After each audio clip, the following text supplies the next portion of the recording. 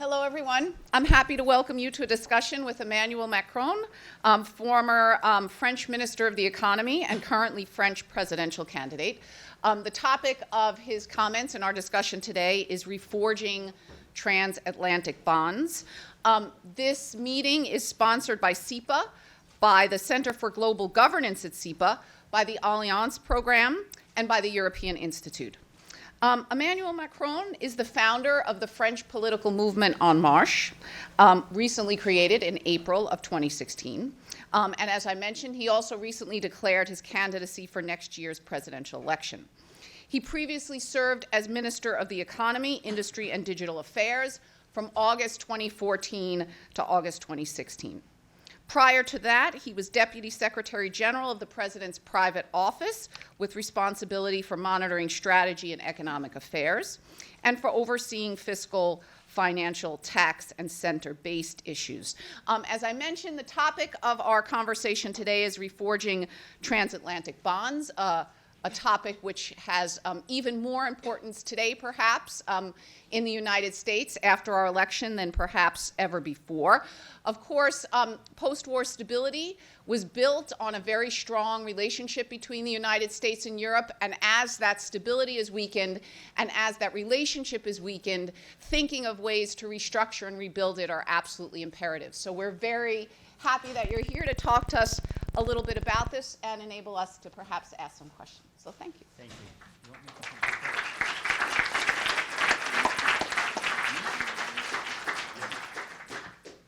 Thank you very much, Sheri. Thanks very much for inviting me, and I'm very happy to be here with you and have the opportunity to discuss about this important topic.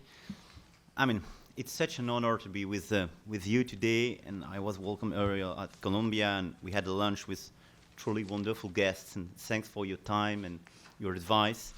And I'm very happy to have the opportunity of such a discussion. It's a little bit like a challenge to discuss about reforging transatlantic bonds, because it means that first there's something to reforge, which could be a question mark, or that something is at risk in the current period of time, which unhappily is definitely the case. And I would like to share about this topic some deep convictions and to propose some possible ways to move forward and progress together. Because when you look at our situation between Europe and the US, definitely we built centuries after centuries very strong links and strong bonds, and being today in such a situation to try to see how to reforge these bonds is a little bit worrying in a certain way, because our current times are probably those where we need very strong links between these two parts of the Atlantic. Why? Because our world is deeply changing and very rapidly being transformed. The marginalization of the Western world is increasing. When you look today at the macroeconomic pictures and so on, Asia is becoming more and more important and represents today 60% of global population. And there is a big shift in the past decade toward Asia and Pacific, which is a big challenge for the transatlantic relationship. It was almost theorized by your former president, Mr. Obama, saying, which was extremely brutal for a French man or a European man, I will be the first Pacific president or trans-Pacific president, which is a certain way to announce a shift from a transatlantic relationship toward a trans-Pacific relationship, which is very critical because that's the divide of the Western world. Second, we are living a series of very deep and rapid revolution and a big transformation, our globalization and our capitalism. Why? Because first, we have to deal with climate change, which is changing in depth our way to produce, to behave, because we are put in a common situation where you have to deal with this transformation and the fact that these consequences directly impact our people all over the world, which means a new way to produce, a new way to innovate, a new way to organize yourself to deal with this climate change, and a new way to organize your diplomacy, and I will revert on it. A second revolution and big transformation is obviously the progressive transformation of globalization itself, and the increase during the past decades of the financial world. This increase impacted a lot of our societies. Why? Because it increased inequalities in the Western world. And when you look at the impact of globalization on our Western societies, it was extremely positive for the top 1%. It was very positive for middle classes in emerging countries, and a lot of emerging countries, but with almost nil impact on our middle classes. So it increased inequalities in a lot of our economies and society. And on top of it, that's the third big revolution of our current world, you have digitization. And digital has a huge impact. Why? First, because obviously that's a technological revolution.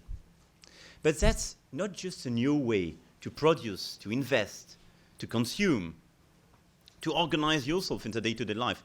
That's also a transformation of your own imagination, your way to think, to represent yourself.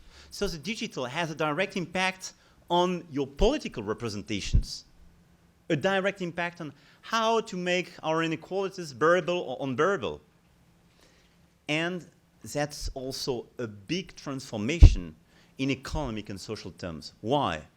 Because when you look at the consequences of digital on our economies and society, it's putting at risk middle classes' jobs. It's killing middle classes' jobs and providing new opportunities to low qualified jobs and superstars and big talents. If you mix this globalization, the financial component of this globalization, and the digital component of globalization, you have our current environment on top of the climate change. A new world where everything is much more disruptive, much more rapid, could completely change part of your economy and your society, could completely transform it for the better or the worse, and is killing our middle classes by increasing inequalities and increasing the risk for their jobs. That's a huge revolution for our societies on both sides of the Atlantic. That's our common challenge.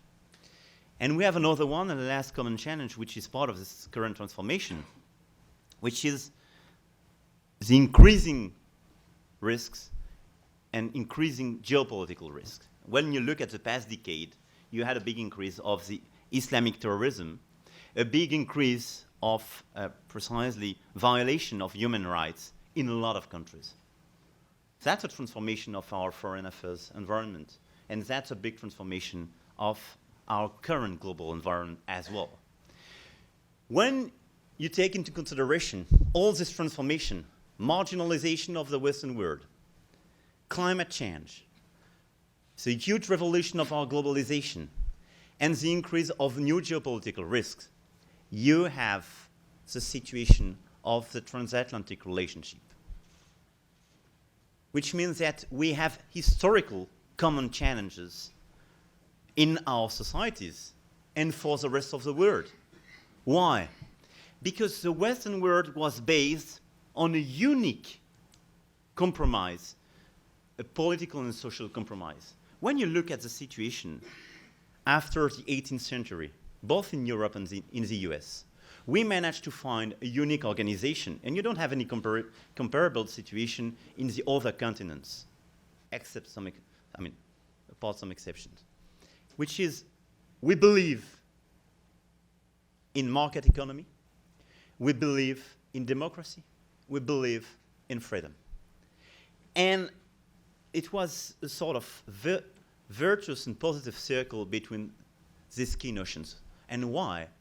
Because thanks to market economy, our middle classes were in a situation to experience a constant progress, to live better every generation after every generation, and to accept the strength of our democracies as the best possible regime. That's precisely our DNA. That's what makes the Western world. That's what strengthens, or was supposed to strengthen, the transatlantic relationship. Because when you look at the other regions, they don't have the same relationship with freedom or with democracy. I mean, China is performing very well in this current environment and seems to believe in market economy. But they don't have definitely the same relationship with freedom. They don't have the same mixture, the same balance. The big challenge today is because of these transformations I mentioned. For the very first time, our globalization, our market economy, is putting democracy at risk. Why? Because this transformation of our current world are today threatening middle classes. And there is a sort of a big diverse between our middle classes everywhere in Western world and democracies and our ability to regulate this globalization. That's part of the explanation of Mr. Trump's vote. It's part of the explanation of the Brexit.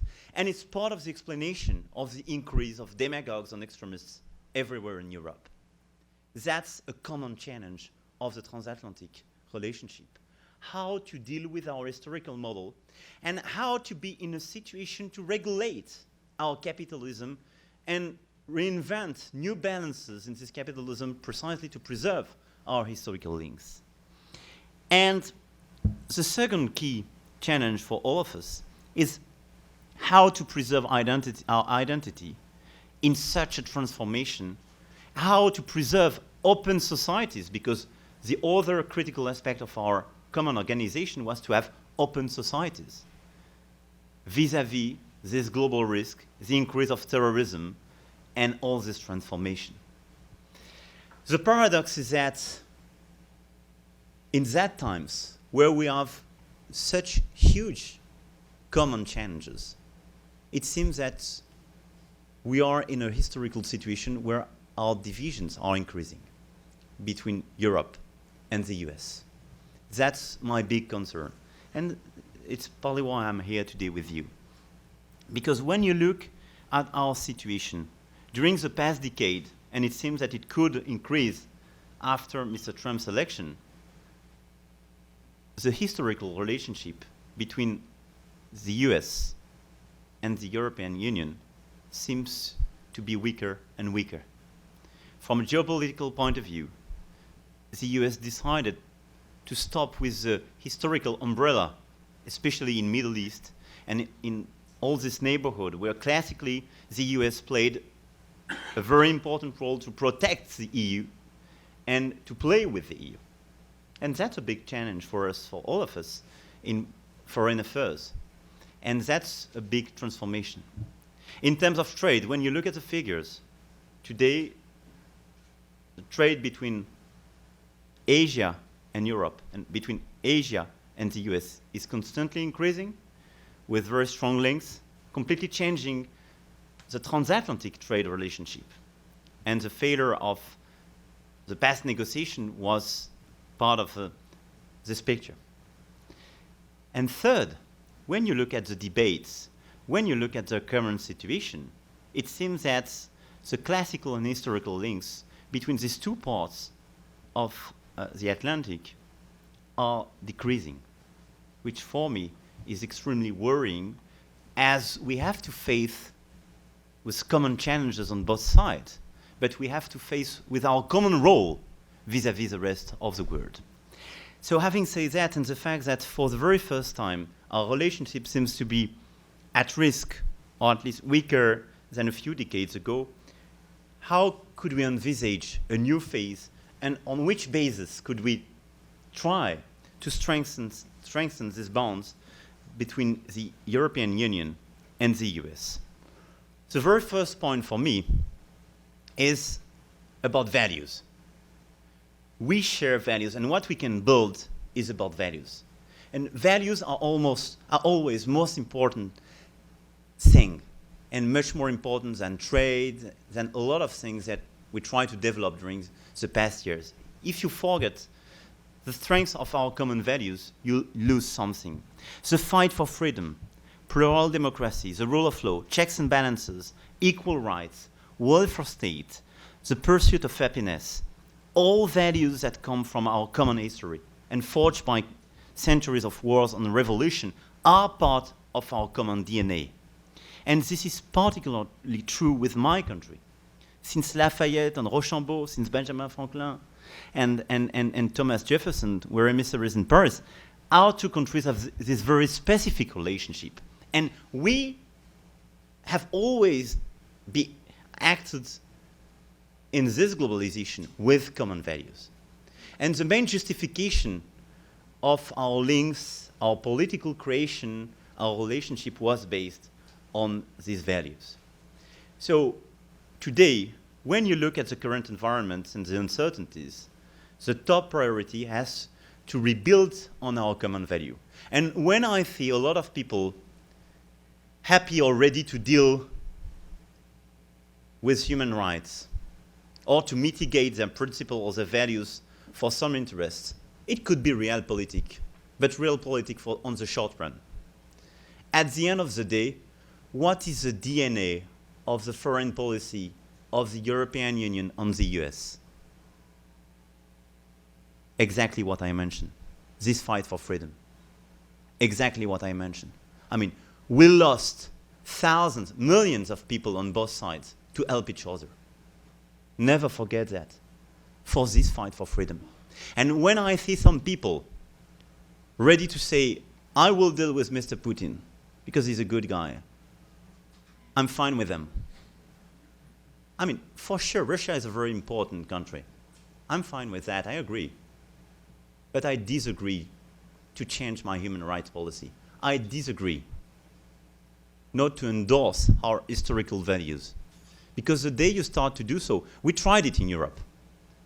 It was a Munich conference. At the end of the day, we lost.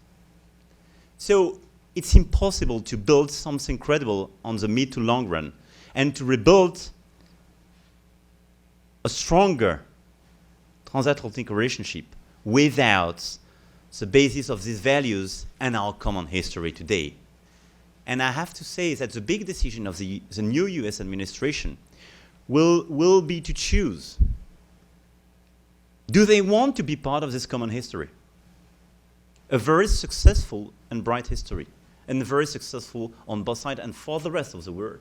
Or do they want to enter into a new and predictable, unknown phase where our values are not the most important thing, and economic or corporate interests could be more important, and personal friendship could be more important than these values? That's the very first point and the first pillar of the strengthening of the transatlantic relationship. Without nothing almost is possible. Which means that our common action should be enshrined into these values, these common values, and the multilateral approach, and especially the role of the United Nations, because that's our common creation, that's our common legacy, and what framed today, what is supposed to frame our action.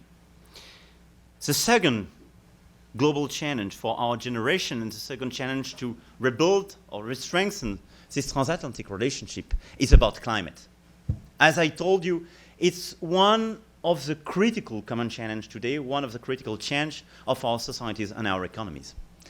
If the Western world decides to deal with climate change for the rest of the planet and for ourselves, we can do so. If we are divided on this challenge, if we decide not to play together, no chance to move forward. No chance.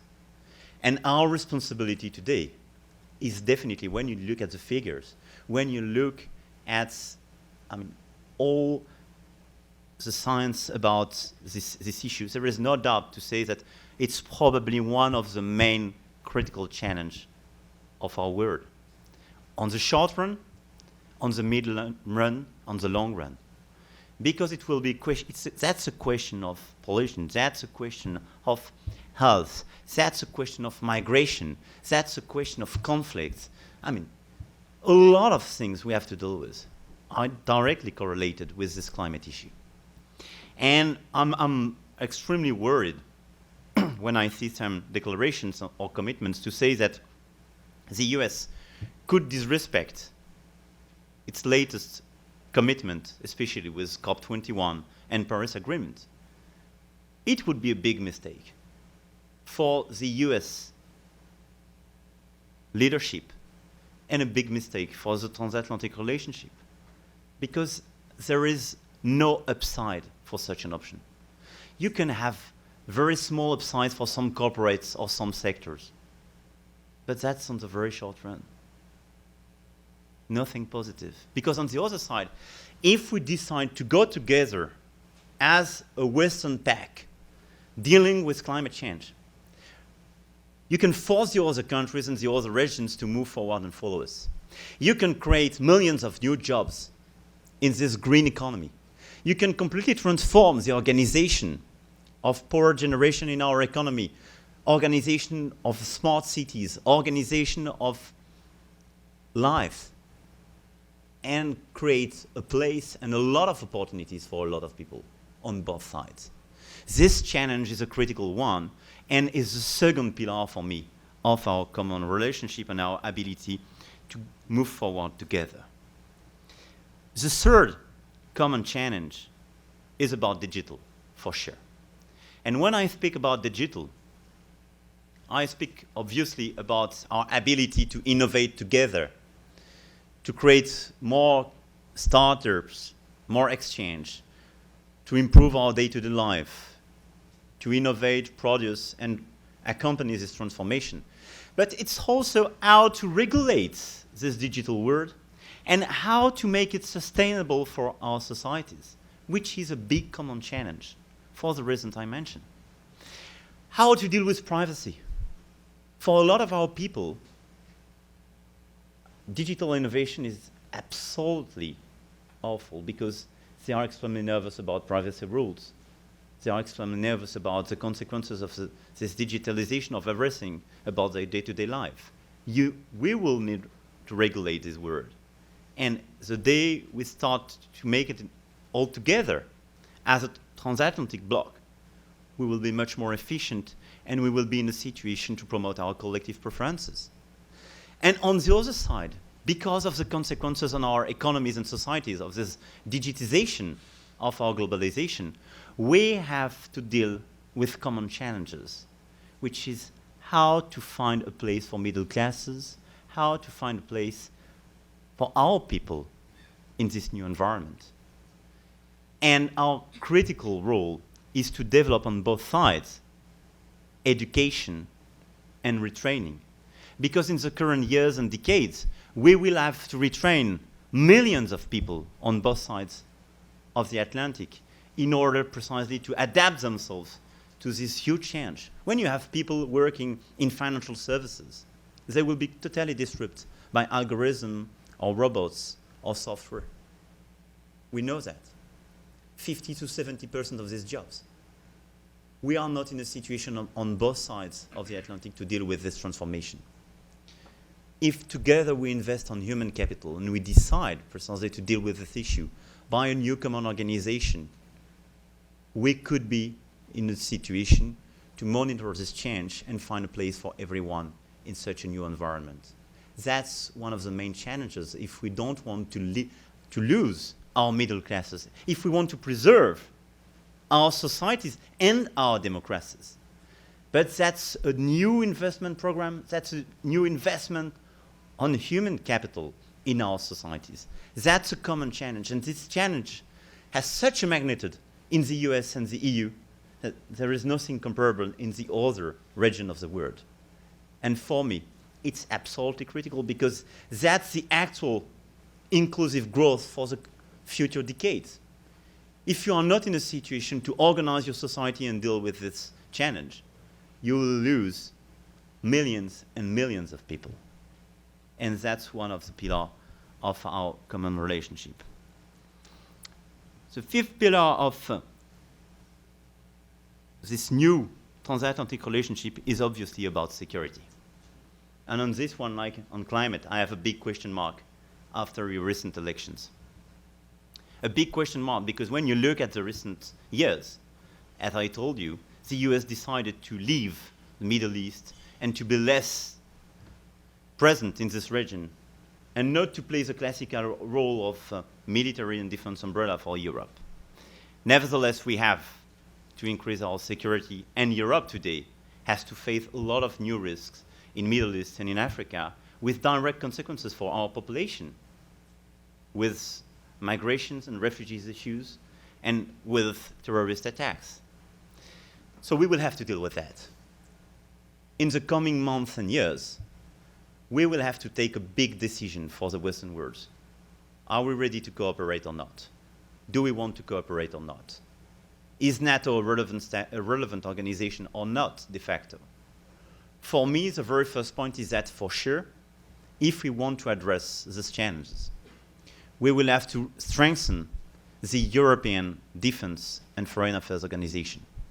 We will have to take into consideration our own security. That's a precondition to be credible, and to be credible vis-à-vis our own population. But second, the question mark will be for the US side. What do you want to do? Do you want to play a global role in terms of security? Do you want to play your role in terms of foreign affairs or not? But the best way to deliver and have an efficient impact would be all together to strengthen our historical relationship at the UN level, and precisely to restore this multilateral approach, which is a classical and historical relationship and the historical framework of the EU and the US.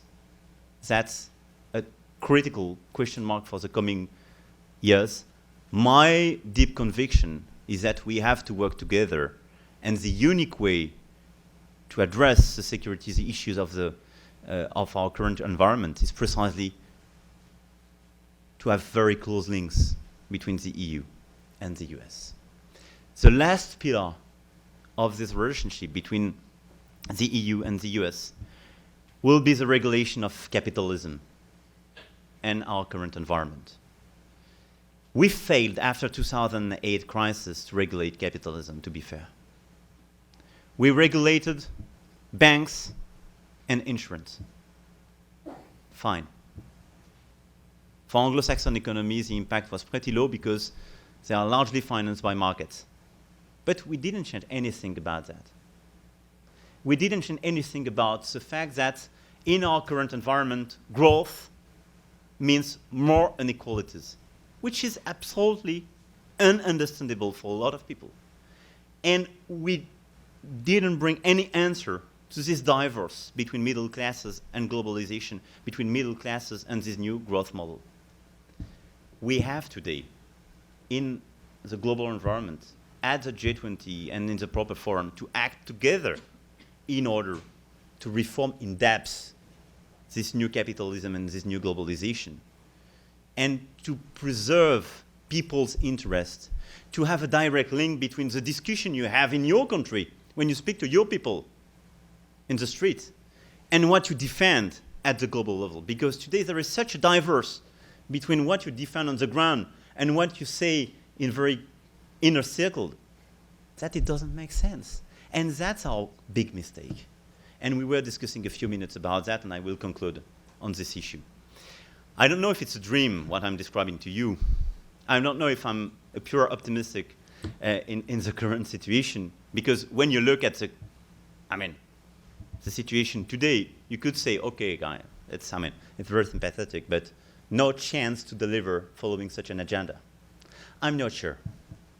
I'm not so sure. Because I don't clearly see today the way for the US without such a partnership, to be fair. You can say that the United States, as a big country, could be in a situation to do it on its own. I perfectly understand it's a very pleasant word and a very pleasant idea for a lot of people today here in your country. I have the same issue in France.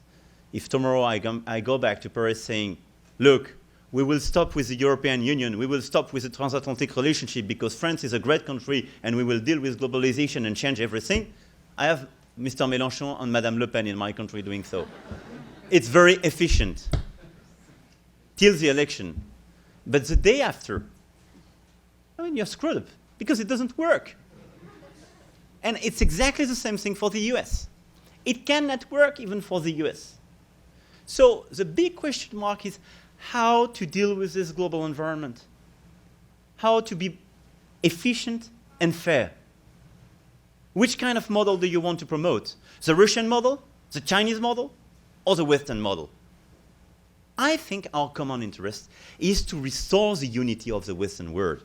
That's why I'm a strong believer of this transatlantic relationship based on these key values and these goals I mentioned. And our challenge on both sides, it's how to make our countries and our two continents succeed together in the 21st century, where challenges are totally new, where our model, our historical, political, and social model are at risk for sure. But I don't see the other option, to be fair, except changing our model itself, except deciding that our preference for liberty, for freedom, for free trade, for democracy is no more a smart idea. I don't think so. But the big question mark and the big challenge for all of us will be how to make it understandable for people, how to make it acceptable for people, and how to change this globalization to correct its excesses, to correct the new inequalities, to make this globalization acceptable and good for our people on the short, mid, and long run. That's our critical challenge. And that's why I do believe that our values, our common languages, our common exchanges, and the role that this kind of university plays is absolutely critical in these transatlantic partnerships. Because at the end of the day, it's all about people. It's all about personal relationship. It's all about common features and common imagination, I would say. I quoted a few names of very famous French and American people who decided to change our lives on both sides. Perhaps in this room today, you have some people who will decide precisely to fight for the US and for Europe. And that's the unique way to change this world. Two hours ago, we were in a charter school, not far from here. And you had people coming from, largely from Africa and Asia, with their parents here in New York City. And in this school, they learned both French and English language. That's much more efficient than my own speech for transatlantic relationship.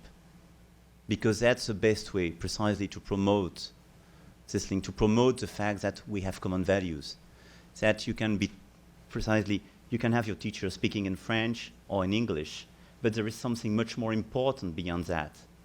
We have common people dead for our values. We have our common history, and we have the same challenges. Thanks for your attention. Okay, so we have a few moments to have some questions. So if you have a question, can you raise your hand? And perhaps what we'll do is we'll take a few at a time. So let me ask this gentleman, and that fellow over there. Do we have a mic? Yes, please come up to the mic Yeah. over here. And please be brief and make sure it's a question. That is to say that there's a question mark at the end.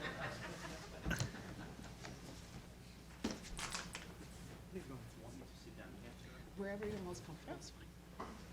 Monsieur le Ministre, so you mentioned quite fairly that the Western foreign policy has human rights as its DNA, yet last March you personally brought back to the airport the Crown Prince of Saudi Arabia, a regime that has executed 153 dissidents in 2015 after he had been given the Légion d'honneur by your government.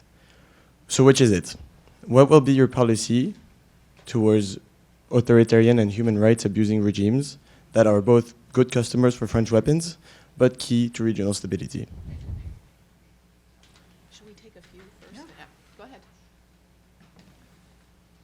Bonjour. My question relates more to French politics. I think many people here are French and are interested in your candidacy.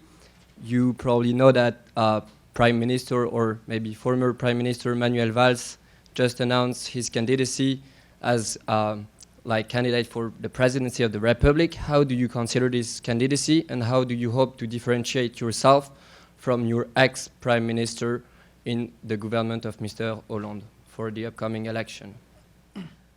And there was someone over here. Yes, why don't you come and ask your question? We'll do three. Sorry.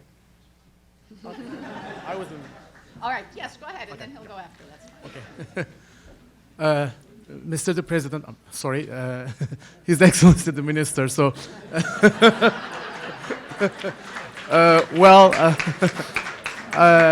I'm in the mid-career program of macroeconomic policy, originally from Istanbul, Turkey. Turkey and France have very historical ties since François Ier and Solomon the Magnificent. And France has been supporting Turkey's bid to the European Union for long years. But with regards, considering the current situation in Turkey and a macroeconomic crisis which is starting in Turkey, if the government shifts into a secular one like in the previous years, will you re-support Turkey's bid to the full membership in Europe? And secondly, just a quick question. When you become president, can you specify your macroeconomic model which will make France against the leader of the Europe? We're seeing an increasing power of the German leadership in the European Union over the last years. How will you make France against the leader of the European Union? Thank you so much. Okay, go ahead. Bonjour, Monsieur Macron. Hi. Êtes-vous le candidat anti-système? Are you the anti-establishment candidate? Go ahead. Okay, so as for the first question on Saudi Arabia, I'm not the one. I don't know what's the gentleman who. Okay, I have to confess I'm not the one basically who put the Légion d'honneur to this prince, and I didn't have any official contact precisely with the Saudi Arabia representative. If you note, I just had to escort him as a minister representing the French Republic to the airport. I just want to mention that because that's important to me. Having said that, France has a relationship with Saudi Arabia without endorsing the disrespect of human rights, which has always been the French attitude. And that's the difference with what I told you in my speech.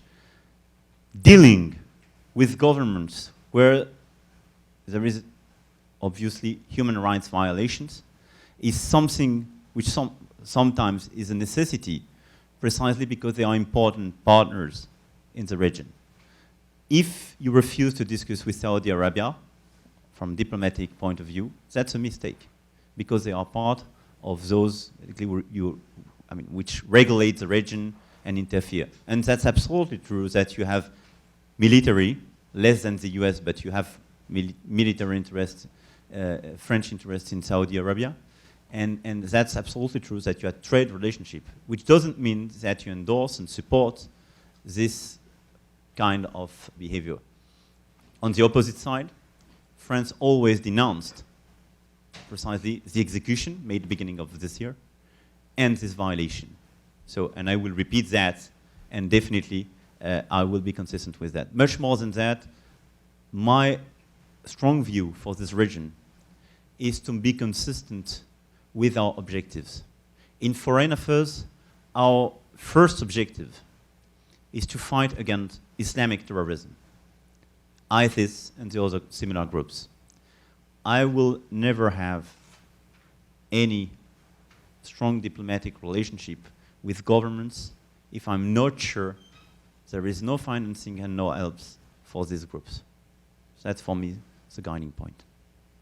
As for Turkey, and I will revert on the two domestic issues, as for Turkey, I think that given the current political situation precisely, and it's in direct links with the former question, it's impossible to recognize and progress towards a full membership in Turkey. I think 10 to 15 years ago, altogether, we lost a window, for sure. Because it was the best way to enshrine Turkey into the Western world and to help Turkey to progress and to be much, much closer to the EU. But today, because of Mr. Erdogan's decision and because of the functioning of the government, the relationship between religion and governmental affairs, it's absolutely impossible to progress toward a full membership. I do hope that Turkey will change. Nevertheless, I do think that, and it's similar with the former question, I do believe that France needs regular discussion with Turkey on the other issues, on economic issues for sure, but to speak about the region as well. And my view in terms of foreign affairs is that even with regime, would you disagree with principle and practices, you have to negotiate and to speak in order precisely to deal with security issues or uncertainties in the different regions of the world.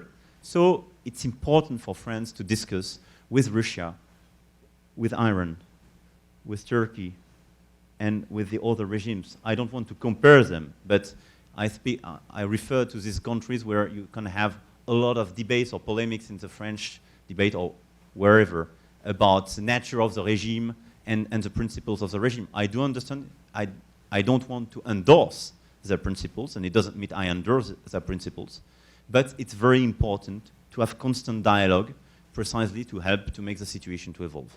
So that's something different, but that's a sort of classical realpolitik without any negative compromise with your principle, because I refuse to endorse their negative actions. As for the likely former Prime Minister's candidacy, it was your question.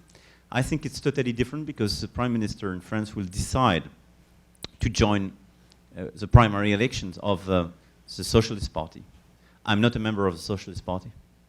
And as you probably noted it, I launched a new movement, En Marche, in April 2016, precisely not to be trapped by the current political organization, because I think that's a big mistake.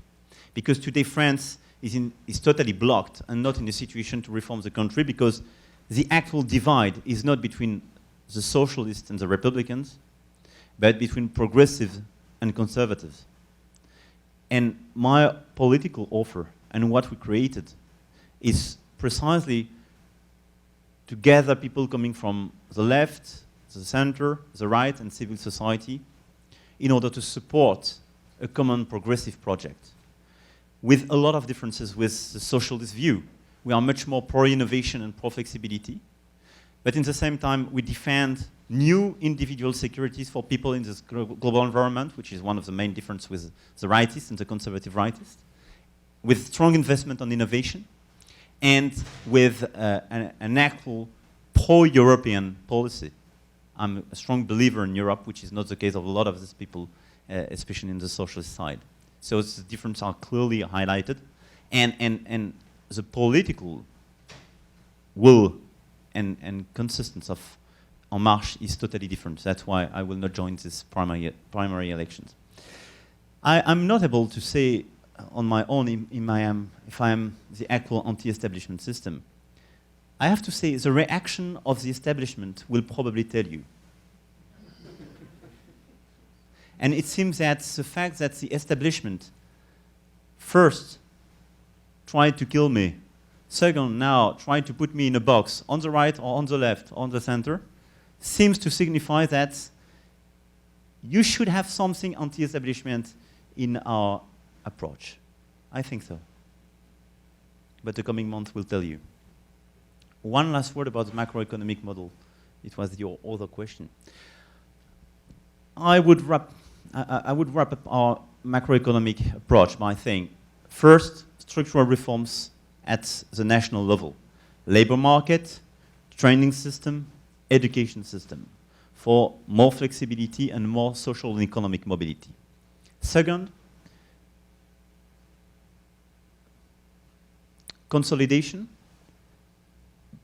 and fiscal consolidation, but at a reasonable pace. Not to kill your domestic demand, but fiscal consolidation, not expansive fiscal policy. Third, investment policy, which is something I will promote and explain in the coming weeks, with big investment on digital, green technologies, and green economy, and human capital. And fourth, a new European deal where, because you implement your reforms at the national level, you trigger much more investment at the European level. It's how to reconcile precisely responsibility and solidarity. And you cannot deliver from a macroeconomic point of view if you don't have the European leg. And that's why you have to be credible. So that's why I do endorse implementing structural reforms, because that's the unique way to be a credible partner vis-à-vis the Germans. But in the same time, you need a new European deal. I mean, you need Germany to be much more expansionist, and you need the EU and Eurozone to invest much more money by raising money on the market and by being much more on this side. That's it. Let's say thank you once more. Thank you very much. Yes, it was great. Thank you very much.